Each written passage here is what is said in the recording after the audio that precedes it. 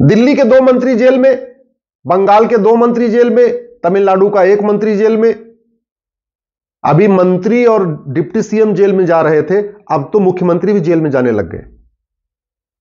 झारखंड के मुख्यमंत्री जेल गए, अगला नंबर दिल्ली के मुख्यमंत्री का है। हो सकता है कि बहुत जल्दी ही एक और राज्य का मुख्यमंत्री भी चला जाए। लेकिन सवाल यही है कि क्या मंत्री, मुख्यमंत्री, सांसद, विधायक को जेल में डालने से भ्रष्टाचार खत्म हो जाता है क्या? अगर ऐसा होता तो दिल्ली को भ्रष्टाचार मुक्त हो जाना चाहिए, क्योंकि दिल्ली के डिप्टी सीएम भी जेल में और दिल्ली के हेल्थ मिनिस्टर भी जेल में। बंगाल का भ्रष्टाचार खत्म हो जाना चाहिए, बंगाल के भी कई विधायक और मंत्री जेल में है। तमिलनाडु का भी 1 मंत्री जेल में है, तो तमिलनाडु का भ्रष्टाचार खत्म हो जाना चाहिए। मैं बार बार कह रहा हूं, सीबीआई और ईडी के छापा मारने से भ्रष्टाचार खत्म नहीं होगा। अखबारों की खबर बनेगी, फ्रंट पेज पे फोटो छपेगी, टीवी पे डिबेट होगी, लेकिन भ्रष्टाचार खत्म नहीं होगा। भ्रष्टाचार खत्म करने के लिए कानून बनाना पड़ेगा। दुर्भाग्यवश कानून बदलने की बात ना ये हमारे नेता करते हैं, ना अभिनेता करते हैं, ना लेखक करते हैं, ना बुद्धिजीवी करते हैं, ना पत्रकार करते हैं, ना कलमकार करते हैं। भ्रष्टाचार खत्म करने के लिए प्रॉपर्टी को आधार से लिंक करना पड़ेगा, और प्रॉपर्टी को आधार से लिंक करने के लिए कानून बनाना पड़ेगा। भ्रष्टाचार खत्म करने के लिए 100 रुपए से बड़ी नोट बंद करना पड़ेगा। 100 रुपए से बड़ी नोट की जरूरत ही नहीं है। भारत में 80% लोग पर डे 100 रुपए से कम खर्च करते हैं, और जो 20% लोग 100 रुपए ज्यादा खर्च करते हैं, उनके पास एटीएम, पेटीएम, भीम, UPI, debit card, credit card सब कुछ है।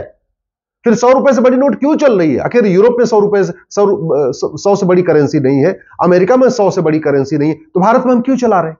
जितनी बड़ी नोट होती है उतना ज्यादा कालाधन होता है, जितनी बड़ी नोट होती है उतना ज्यादा हवाला होता है, जितनी बड़ी नोट होती है उतना ज्यादा भ्रष्टाचार होता है। 100 रुपए से बड़ी नोट कर दें, 25% भ्रष्टाचार अपने आप खत्म हो जाएगा। अगर भ्रष्टाचार खत्म करना है तो हमको नार्को पॉलीग्राफ ब्रेन मैपिंग कानून बनाना पड़ेगा। चलो, हेमंत सोरेन को पकड़ लिया। अब हेमंत सोरेन, क्या आपको लगता है सारी बात सच सच बता देंगे? क्या मनीष सिसोदिया सारी बात सच बताएंगे? सत्येंद्र जैन सारी बात सच बताएंगे? या जो तमिलनाडु का मंत्री पकड़ा गया वो सब सच बताएगा? क्या नहीं बताएगा? अब ये हाई प्रोफाइल लोग सच बताते नहीं है, पुलिस इनको पीटती नहीं है ढंग से, पुलिस इनको पीट नहीं सकती, ये सच बताएंगे नहीं तो पूरी सच्चाई निकलेगी कैसे?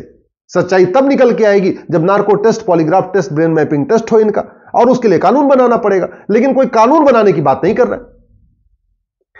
भ्रष्टाचार तब खत्म होगा जब भ्रष्टाचार को गंभीर अपराध घोषित किया जाएगा। भ्रष्टाचार को भी बलात्कार के जैसा गंभीर अपराध घोषित किया जाएगा। अगर बलात्कारियों को फांसी हो सकती है, बलात्कारियों का आजीवन कारावास हो सकता है, तो भ्रष्टाचारियों का आजीवन कारावास क्यों नहीं होनी चाहिए? फांसी क्यों नहीं होनी चाहिए? दुनिया के कई देशों में तो होती है। चीन में भ्रष्टाचारियों को फांसी होती है, सिंगापुर में भ्रष्टाचारियों को फांसी होती है। भारत में 3 से 7 साल सजा क्यों नहीं कोई मांग कर रहा है कि भ्रष्टाचारियों को फांसी देने, आजीवन कारावास देने के लिए कानून बनाया जाए? दूसरा, आखिर हमारे देश में जो नागरिकता वाला कानून है ये कब बदला जाएगा? भ्रष्टाचार तो प्लांडवे में किया जाता है, सोच समझ के किया जाता है। भ्रष्टाचार तो लाइफ को एंजॉय करने के लिए किया जाता है, लग्जरी लाइफ जीने के लिए किया जाता है। भैया ठीक है, मर्सिडीज खरीदेंगे, फार्म हाउस खरीदेंगे, फ्लैट खरीदेंगे, बंगलो खरीदेंगे, प्लांडवे में किया जाता है। तो फिर 100% प्रॉपर्टी जब्त करने वाला कानून क्यों नहीं बन रहा है? भ्रष्टाचारियों की नागरिकता खत्म करने के लिए कानून क्यों नहीं बन रहा है? भ्रष्टाचार तब खत्म होगा जब भ्रष्टाचारियों की 100% प्रॉपर्टी जब्त करने, इनकी नागरिकता खत्म करने, इनको आजीवन कारावास, फांसी देने के लिए कानून बनेगा। और दुनिया के कई देशों में है, भारत में नहीं है। लेकिन कोई भी नेता, अभिनेता, लेखक, बुद्धिजीवी, पत्रकार, कलमकार भ्रष्टाचारियों को फांसी देने, भ्रष्टाचारियों की नागरिकता खत्म करने, भ्रष्टाचारियों का narco test, polygraph, brain mapping करने के लिए कानून बनाने की मांग नहीं करता। भ्रष्टाचार खत्म करने के लिए पुलिस रिफॉर्म करना पड़ेगा। अभी 1861 वाला पुलिस एक्ट चल रहा है। 1861 वाले पुलिस एक्ट के कारण पुलिस सत्ता की गुलाम है, वो राज्य के मुख्यमंत्री के अधीन है। अरे जब राज्य के मुख्यमंत्री के अधीन है तो जैसा सत्ता चाहेगी वो पुलिस सत्ता के इशारे पे नाचेगी। अल्टीमेटली पुलिस वाले भी बेचारे बाल बच्चे वाले होते, अगर नहीं बात मानेंगे सत्ता की तो उनको ट्रांसफर किया जाएगा। हर महीने उनको दौड़ाते रहेंगे, ना उनके बच्चे पढ़ पाएंगे, ना ठीक से स्टेबल हो पाएंगे। तो मजबूरी में क्या करे, वो सुनते, ट्रांसफर का खौफ उनके ऊपर रहता है। अगर भ्रष्टाचार को जड़ से खत्म करना है, 1861 वाला पुलिस एक्ट खत्म करना पड़ेगा, एक one nation one police code लागू करना पड़ेगा। भ्रष्टाचार खत्म करना है तो मुकदमे की सुनवाई जल्दी खत्म करने के लिए जुडिशियल चार्टर लागू करना पड़ेगा, जस्टिस विद इन ईयर लागू करना पड़ेगा। आप देख लीजिए सिंगापुर में भ्रष्टाचार नहीं होता, जानते हैं क्यों? क्योंकि भ्रष्टाचारियों को फांसी दी जाती है और 1 साल के अंदर दे दी जाती है। सिंगापुर में नशा तस्करी नहीं होती, क्यों? क्योंकि नशा तस्करों को फांसी दी जाती है और 1 साल के अंदर दी जाती है। जिन देशों में जस्टिस विद इन ईयर लागू है, यानी 1 घंटे के अंदर एफआईआर होता है, 1 महीने के अंदर जांच पूरी होती है और 1 साल के अंदर फैसला हो जाता है, मुकदमे का फैसला साल भर के अंदर हो जाता है, वहां भ्रष्टाचार नहीं है। भारत में 70,000 करोड़ का कॉमनवेल्थ घोटाला हुआ, 1,76,000 करोड़ का 2G घोटाला हुआ, 1,86,000 करोड़ का कोयला घोटाला हुआ, लेकिन न तो किसी भ्रष्टाचारी को आजीवन कारावास फांसी हुआ, न किसी भ्रष्टाचारी की नागरिकता गई, न किसी भ्रष्टाचारी की 100% प्रॉपर्टी जब्त हुई। भ्रष्टाचार को खत्म करने के लिए ये सारे टैक्स खत्म करना पड़ेगा, इनकम टैक्स खत्म करना पड़ेगा, जीएसटी खत्म करना पड़ेगा, टीडीएस, वैट, ये सारा कुछ खत्म करके भारत में 1 नेशन 1 टैक्स लागू करना पड़ेगा। बैंकिंग ट्रांजैक्शन टैक्स लागू करना पड़ेगा, यानी 5,000 रुपए तक आप कैश लेन देन कर सकते हैं, 5,000 रुपए के ऊपर आप कोई कैश लेन देन नहीं कर पाएंगे और सारा डिजिटल आपको ट्रांजैक्शन करना पड़ेगा और डिजिटल ट्रांजैक्शन करेंगे तो आपको 1% एक्स्ट्रा देना। सबके लिए अच्छा है, आम जनता तो खुशी खुशी दे देगी, व्यापारी खुशी खुशी देंगे। क्यों? क्योंकि जब उनको इनकम टैक्स नहीं देना, वैट नहीं देना, टीडीएस नहीं देना, जीएसटी नहीं देना, टोल टैक्स नहीं देना, रोड टैक्स नहीं देना, जब कोई टैक्स नहीं देना तो जितनी बार वो डिजिटल ट्रांजैक्शन करेंगे 1% एक्स्ट्रा दे देंगे। इसमें क्या दिक्कत है? और गरीब आदमी 5,000 रुपए से महंगा सामान खरीदता नहीं है तो वो तो आराम से कैश में लेन देन करता रहेगा, उसको कोई टैक्स ही नहीं देना है। दिक्कत कहां है? मैं बार बार कह रहा हूं, भ्रष्टाचार खत्म करना चाहते हैं तो अपने सांसद विधायक से मिलिए, कठोर कानून की मांग करिए, पुलिस रिफॉर्म की मांग करिए, जुडिशियल रिफॉर्म की मांग करिए, टैक्स रिफॉर्म की मांग करिए। भ्रष्टाचार खत्म करना चाहते हैं, 1 nation 1 tax, 1 nation 1 police code, 1 nation 1 judicial code की मांग करिए।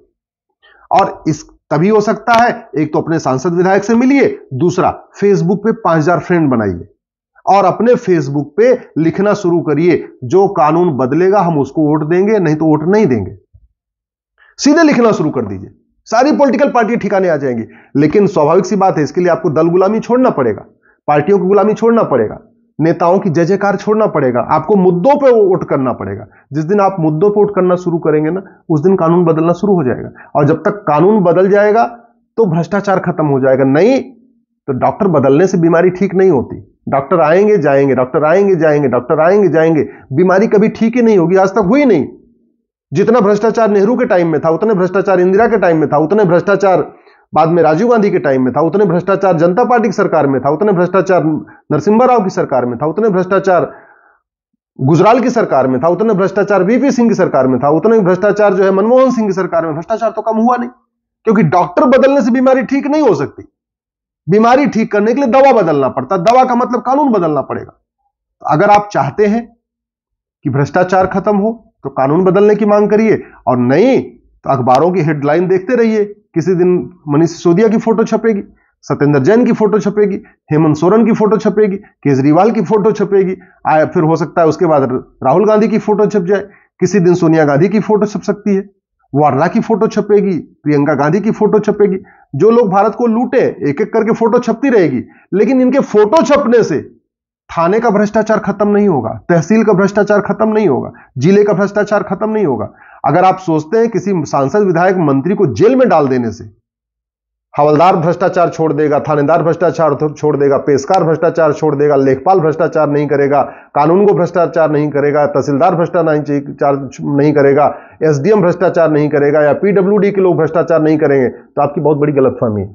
भ्रष्टाचार तब खत्म होगा जब भ्रष्टाचारियों की 100% प्रॉपर्टी जब्त करने, भ्रष्टाचारियों की नागरिकता खत्म करने, भ्रष्टाचारियों को आजीवन फांसी देने के लिए कानून बनेगा। भ्रष्टाचार तब खत्म होगा जब भारत में जस्टिस विद इन ईयर लागू होगा। भ्रष्टाचार तब खत्म होगा जब नार्को पॉलीग्राफ ब्रेन मैपिंग कानून बनेगा। भ्रष्टाचार तब खत्म होगा भारत में जब 1 नेशन 1 टैक्स लागू होगा। अगर मेरी बात से सहमत है, इस वीडियो को अधिक से अधिक शेयर करिए, अपने फेसबुक पे जरूर डालिए।